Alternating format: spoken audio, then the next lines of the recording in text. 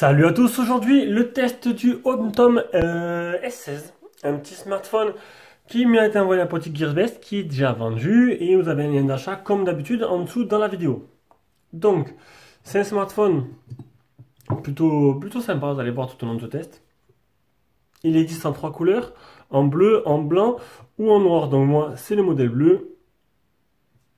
Donc c'est un smartphone low cost à une soixantaine d'euros, donc... Attends, en ce moment, donc voilà, c'est ce que... Ah, je voulais vous montrer. Donc là, il est à 63 euros, vous avez vu, hop, 63 euros, par la version mobile de Gearbest. Mais, attention, on tourne un peu. Chut. Sur le PC, je sais pas si vous voyez, sur le PC, il est à 60, sur la version PC de Gearbest. Vous avez vu, c'est toujours un petit souci avec Gearbest, c'est ça qui est marrant. Bon, c'est pas des gros soucis, sauf que c'est pour ça qu'à chaque fois, je vous invite à vérifier, à bien vérifier avant votre achat. De toute façon, normalement, dans le panier, il devrait passer au bon prix. Donc, c'est un téléphone vraiment low cost, qui coûte 63 euros. On va s'approcher un peu, on va regarder les caractéristiques. Donc, c'est un écran 5.5 en 1280 x 640. Donc, c'est un écran qui est en 18 neuvième, comme le Samsung S8 qui a lancé la mode. Un CPU 6580 quad-core cadencé 1 Go 3. Android 7, 2 Go de RAM, 16 Go de mémoire interne. Appareil photo avant de 8 mégapixels et arrière de 13. Ça, c'est plutôt pas mal. 2G, 3G, pas de 4G. Et en plus, à 3G, il manque la banque des 900. On en reviendra plus tard dessus. Alors, il y a une carte micro SD disponible. Enfin, on peut mettre une carte micro SD jusqu'à 64 Go. La taille de la batterie est de 3000 mAh. Et les dimensions, 15, non, dimension du paquet, non, ça m'intéresse pas. Donc on va passer aux photos promotionnelles, on va se mettre comme ça. Le téléphone tout en longueur, on y verra mieux. En tome 16, donc 3 couleurs. Un large écran 18 neuvième. Most ergonomique. C'est vrai que le fait d'avoir un 18 neuvième, honnêtement, je pense les téléphones mix, j'avais pas trop, à part le Sharp Aquos qui m'avait vraiment impressionné, que j'étais vraiment un peu déçu de l'avoir vendu, mais bon, c'est un peu le jeu. Dual caméra à l'arrière. On verra ça après ce que ça vaut. Un écran Sharp. Donc ça c'est plutôt pas mal. Et nos haut-parleurs, voilà. Donc à part les Mi Mix Clone, j'avais pas trop adoré. Pas trop kiffé, hein, mis à part le fameux Sharp Aquos S2. Bon par contre là j'ai mis à fond. On va reculer un peu parce que du coup, vu que le téléphone il est en 18 neuvième, ben, l'angle... Ah, ça c'est mes anti-sèches. Mais du coup, voilà, on voit moins, on a du mal à voir le téléphone en entier. On va le prendre dans la main, ce sera plus simple. Donc je vous disais, j'avais pas trop kiffé les téléphones mix. Par contre, les 18 neuvième, ça peut vraiment être un truc intéressant. C'est vraiment intéressant parce que du coup, ça c'est du 5.5. Mais même quand vous avez du 6 dans la main, bon, du 5.5 pas très bien optimisé. On arrive à avoir la même taille en 6. Quand vous avez du 6 comme le Mi Mix que j'ai testé de Xiaomi ou tous les autres que j'ai pu avoir, le Maze Comet. En fait, dans la main, c'est super bien, quoi, parce qu'en fait, il est pas large du tout et tout en longueur. Donc, bon, ça ressemble à un suppositoire, mais c'est vraiment pas choquant et la prise en main est super bonne. Voilà, comparé au iPhone S8 que j'avais, avait un écran magnifique, mais comme il était carré, quoi, comme tous les téléphones, ben du coup, la prise en main était plutôt difficile à prendre. Voilà, il était vachement gros et il était plutôt comme ça, voilà, c'était moins pratique. Bon, j'espère que vous m'avez compris. Donc, caractéristique plutôt banale pour une entrée de gamme, même si quand même il a le double appareil photo, il a le capteur d'empreinte ici, on va quand même faire le design de suite. Alors, sur la face avant, on trouve un haut-parleur, un appareil photo frontal, le capteur de proximité que je trouvais par là. Donc face avant toute noire. Donc j'ai choisi un modèle bleu, donc on a les bordures bleues, c'est plutôt joli, ça sort de l'ordinaire. En dessous, les boutons qui sont en dessous de l'écran, qui sont en argent, voilà, ça c'est plutôt bien. Qui ne sont pas sur l'écran. Sur le côté, on a bouton power, bouton volume plus moins. Ici, on n'a rien. Et sur le côté là, on a Monsieur Jack et le port de rechargement. À l'arrière, on a une coque qui est plutôt nervurée, qui est plutôt jolie, avec un beau design. Le capteur d'empreinte qui est placé ici. Donc, HomeTom, est-ce qu'ils ont fait exprès ou pas? Bon, je pense que oui. Alors, d'habitude, on a l'habitude de l'avoir au milieu, juste en dessous. Là, il est au-dessus. Donc, on y prend vite, vous inquiétez pas, on y prend vite goût, j'allais dire, mais voilà, on prend vite le geste en fait. On prend vite le geste de prendre bien le téléphone dans la main, de bien mettre le doigt sur le capteur et ça marche plutôt bien. Et le double appareil photo qui ressort Pourtant, ce S7, il est magique. Franchement, pour filmer, vous n'avez pas besoin d'acheter des caméras à 500 boules hein, pour devenir youtubeur. Hein. Vous avez un téléphone. C'est sûr que je vais vous conseiller des téléphones qui niveau qualité vidéo, il est vraiment impressionnant. Voilà, des bons téléphones. Quoi. Vous prenez un LG, vous trouvez un LG G3 d'occasion ou un LG G4 d'occasion, vous arrivez à faire de très belles vidéos. Hein. Donc là, c'est le Samsung S7 et c'est vraiment merveilleux. Vous avez vu, même, hop, hop, je reste impressionné. Donc, reviens au téléphone. Un double appareil photo qui ressort un peu de l'écran, de la coque arrière, excusez-moi. Voilà, donc design joli, qui sort de l'ordinaire, ça c'est plutôt pas mal. Omtom a tenté quelque chose et moi je trouve que c'est plutôt bien réussi. La batterie est amovible et la coque aussi. Donc faites gaffe à la coque, ça a l'air d'être super fin. Donc elle se ferme bien mais elle est très souple. Donc faites attention, n'y allez pas comme un chacal, sinon vous allez la casser. Voilà, une batterie qui est donnée pour 3000 mAh, une micro SIM, deux micro SIM et une carte SD. Voilà pour le design. Donc, la chose qui manque, je vais y venir, il n'y a pas de LED de notification. Et ça, c'est plutôt dommage. J'ai oublié de donner le poids du téléphone. Ouais, bon. Normalement, il marche très bien, ne vous inquiétez pas, le capteur d'empreinte marche très bien. J'ai oublié de donner le poids du téléphone. On va revenir un peu en arrière. Il est de 160 grammes, ne vous inquiétez pas, le téléphone, il est très léger. On passe maintenant à l'écran. Donc comme je vous l'ai dit, je vais vite fait, hop, essuyer la lentille du S7. Parce que j'avais eu des soucis la dernière fois. Clac, histoire que ça fasse plus net. Je mets à chaque fois ce fond d'écran parce que je trouve qu'il donne bien les bonnes couleurs. C'est l'écran des Xiaomi, ça. C'est le fond d'écran de Mi Mix 2. Donc l'écran, je vous l'ai dit, en 18/9, en 720p+, si je dis pas de bêtises. C'était du combien déjà? J'en ai un peu le matin. Donc 1280 x 640. Et un écran qui est plutôt joli. Niveau activité, ce qui nous intéresse le plus, c'est les téléphones à 60 euros. Ça va. Ça va, j'ai pas eu de problème. On va dire que c'est pas l'écran qui me pose problème. C'est peut-être si vous avez trop d'applications, ça a tendance à ramer un peu. Donc niveau réactivité, vous n'aurez pas de problème. Ça écrit plutôt bien, plutôt rapidement. Si vous n'avez pas 3 millions d'applications derrière qui tournent en tâche de fond. Voilà, donc on va voir maintenant. Bon, protection sur l'écran, on a un film. On a un film dessus.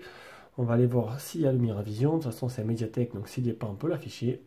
Donc il y a le Miravision, ce qui vous permettra de changer la nuance des couleurs, donc brillant standard. Et d'activer le contraste dynamique. Clac. Ce qui rajoutera un peu de piqué à l'écran tout simplement, qui va accentuer les noirs. Après, on va aller voir l'appli Display Tester.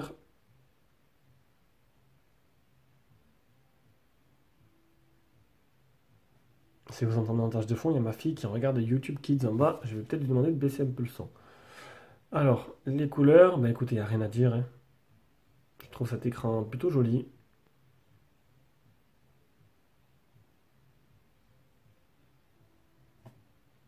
Après, on a les photos réelles. Donc vous avez vu, les photos ne prennent pas tout l'écran, elles sont en 4 tiers. Hop.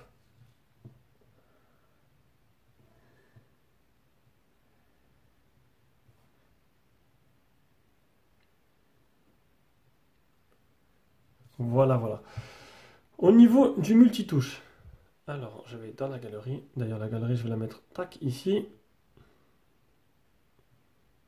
Non, ça c'est les wallpapers. Tac, ici, c'est là. Alors, le multitouche, c'est du 5 touches. Donc c'est plutôt pas mal. C'est déjà mieux que 2. Alors, pour l'écran, j'ai tout fait. Donc, je vous l'ai dit, un écran qui est joli, 18/9, qui rend bien, de bonnes couleurs. Et qui est plutôt réactif. Allez, on passe à la partie logicielle. Déjà, le launcher. Donc, le launcher, c'est tout simplement, c'est Android stock. Hein. Android stock, sans possibilité de changer les thèmes. Ça, c'est plutôt dommage. Je dis pas de bêtises, je vérifie même. Je me suis dit, on sait jamais, avec le téléphone que je fais. Je vais essayer, clac, de vous montrer. Vous laissez appuyer sur l'écran, vous avez fond d'écran ou widget. Donc, bon, ça va pas tirer loin. Donc, encore une fois, c'est rien, c'est un launcher. C'est juste une petite surcouche toute basique. Vous allez sur le Play Store et vous téléchargez plein de launchers différents si vous voulez changer. Le téléphone, donc on est bien sur du modèle Omtom S16 avec Android 7. Mise à jour le 25 novembre 2017. Oui, j'ai eu une mise à jour très dernièrement, donc je l'ai faite. Donc avec les petits correctifs. Les options de la ROM, accessibilité, on a batterie turbo activée là pour améliorer grandement la batterie et la vitesse du téléphone. Tiens, ça je l'avais vu, mais après j'ai pas testé avec ou sans. C'est activé, j'ai laissé. Le Smart Motion, donc Smart Wake. Ça, c'est l'écran éteint. Vous faites, vous tapez, vous écrivez CMEOW. Vous faites des gestes sur l'écran et ça fait des raccourcis. Voilà. Il n'y a pas le double tap. Ça, c'est dommage. Mémoire 2 Go. Le stockage 16 Go. Donc, j'ai pu rentrer toutes mes applications, ne vous inquiétez pas. C'est passé le temps où on ne pouvait plus, où la mémoire était partitionnée, c'est fini. Même les petits téléphones à 8 Go, on installe tout. Enfin, moi, j'installe tout. Donc, c'est moi, j'installe tout pour mes tests. Vous pouvez installer tout. Ça marche avec le capteur proximité. Donc, vous tournez le téléphone. Vous mettez le téléphone à l'oreille, ça répond tout seul. Vous tournez le téléphone, ça coupe le son, etc. C'est un peu tout. Open function, quand le message tout flash. Ça, vous l'activez quand vous avez un message ou un appel. Le flash se met en route. Ça bouffe la batterie. Ça fait plutôt joli. Si vous voulez rester discret, c'est pas trop discret, mais bon. Le multi, hop, ça fait apparaître un truc sur l'écran. Tac. Qu'on peut déplacer normalement. Non. Ça, c'est pas trop utile pour moi. Donc c'est le flat Windows. Le Magic Zoom, ça c'est encore plus inutile. Ça vous permettra de faire waouh, c'est super, des petits cœurs qui apparaissent à l'écran que chaque fois que vous cliquez. À part bouffer la batterie, ça peut être sympa pour les enfants, et, enfin, pour une petite fille. Moi, je crois que ma fille, elle aurait ce téléphone. Bon, à 4 ans, non, pas trop. Et je pense que oui, elle activerait. L'affichage. Donc le Miravision, adaptation luminosité, elle y est. Et il n'y a pas le mode nuit. À moins que, des fois je regarde pas, mais il est téléphone ou il est dans l'envolée de notification. Là, il n'y est pas. Donc, une petite application supplémentaire pour l'avoir. Ça, c'est pas très grave. Voilà. Donc, je vous l'ai dit, niveau logiciel, j'ai pas fini. Le Netflix. Netflix marche avec le film Bright que j'ai vu hier. Ça se regarde, c'est plutôt pas mal. Pas un grand film, mais bon, c'est plutôt pas mal. Et la certification Google, le Play Store. Donc, déjà, l'anti-malware. On va le montrer, il est là, donc la ROM est propre. Et j'ai oublié de vous montrer si, on va le voir en direct, Play Store, tac. Si le Play Store il est certifié. Donc là on va juste enlever pour pas qu'on voit mon Gmail personnel. Play Store ne s'ouvre pas, ça y est. Il y a toujours des petits problèmes de Wi-Fi. Le Play Store n'est non certifié, mais bon, pas de problème avec Netflix. Donc je pense qu'avec la majorité des applications, ça devrait être bon. Alors, pardon. Donc, qu'est-ce qui me manque? Ça, je l'ai dit. Option de la ROM, mise à jour, stockage, le stockage, l'OTG. L'OTG et l'appli Phone Tester. Merde. Ah, c'est marrant ça. Ça m'est déjà arrivé. Je mets le OTG, ça me baisse le son. Clac. Et ça part pas. Donc, pas d'OTG là-dessus. Il me manque l'appli Phone Tester. On aurait été très complet. Alors, accéléromètre, capteur de lumière, capteur de proximité et capteur d'empreinte. Donc ça c'est bon, capteur d'empreinte, il est là. Donc on s'y fait largement, et même avec la coque il marche bien. Donc il n'y a pas de problème, c'est pas les plus rapides, mais il marche. Et ça suffit, c'est ce qu'on demande seulement. Allez, on passe aux performances. Alors les performances. Vitesse d'écriture et de lecture de la ROM et de la mémoire interne. Un Geekbench. Un deuxième. Moi je ne détaille pas, hein, ça sert à rien. Vous voulez juste savoir les scores. Donc ça c'est le Geekbench batterie. C'est une pas un bon score. On verra ça après. Ça on s'en fout. 21 882 pour le Antutu. Et ça c'est la batterie. Voilà, allez on passe directement au jeu et on va passer à Rayman pour commencer.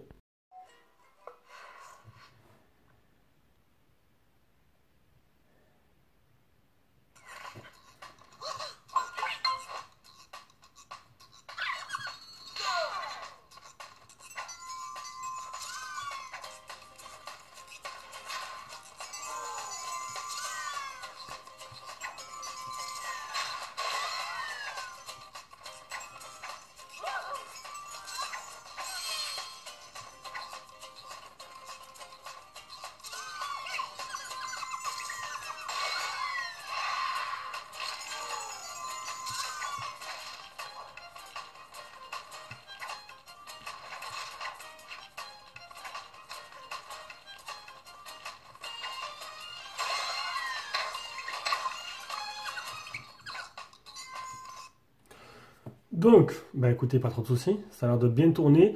On va directement passer à la Racing 3.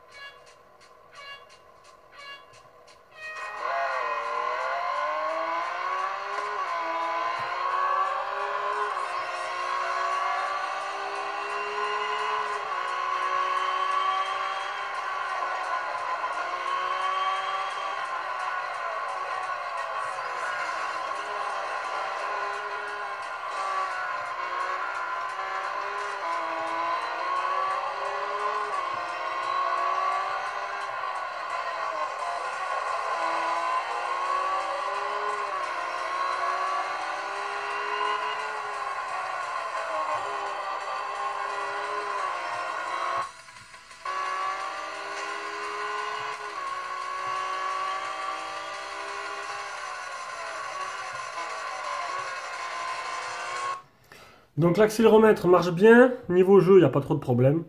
On va directement passer à l'appareil photo.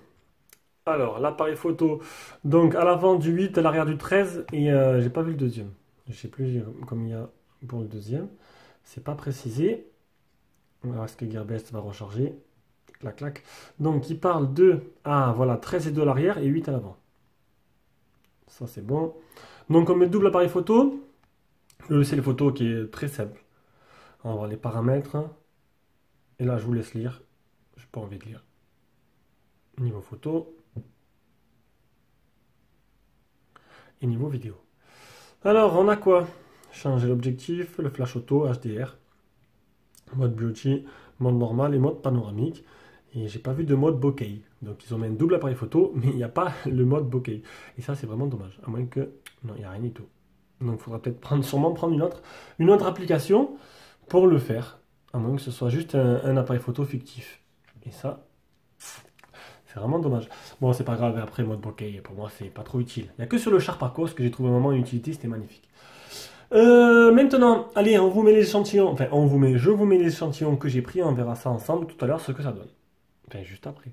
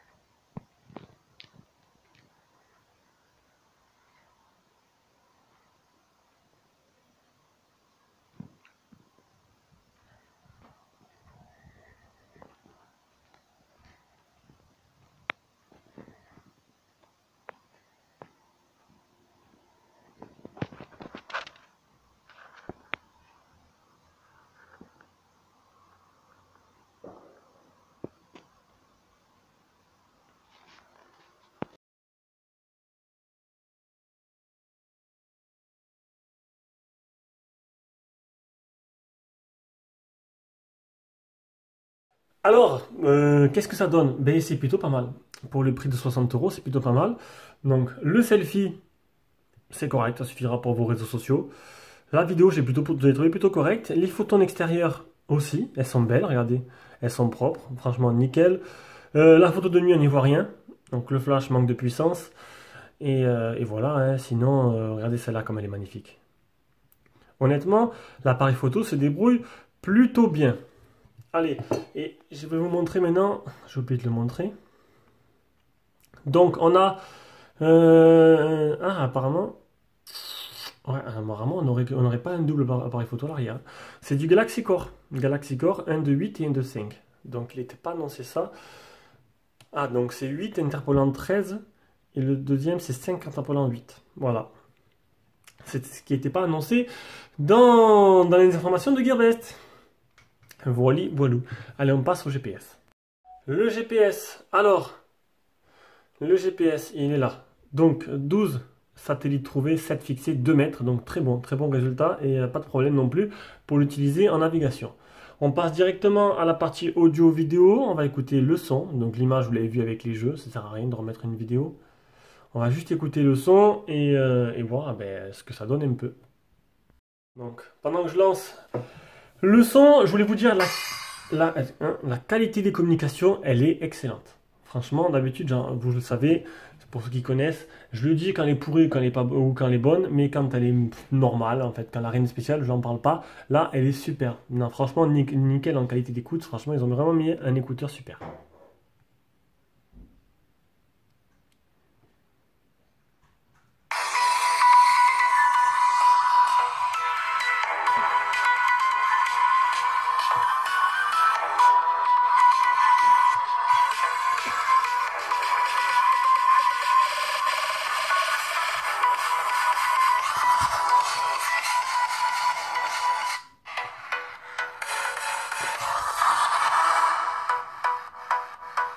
Bon, le haut-parleur grésille pas, même à pleine puissance. Par contre, j'ai fait des grimaces, vous m'avez pas vu, mais j'ai fait des grimaces, ça m'a attaqué les oreilles.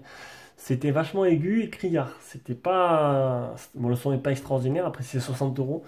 Il est assez puissant, donc au pire, vous pourrez bien entendre si vous mettez en mode haut-parleur quand vous appelez quelqu'un en mode main libre. Mais sinon, il ne faudra pas attendre plus, quoi. Alors, on va maintenant voir si le port jack n'a pas trop de défauts, qui ne grésille pas. Ça arrivé qu'une fois, je crois, à Jérôme que ça arrive. Mais ça arrive, donc du coup, il faut quand même le tester.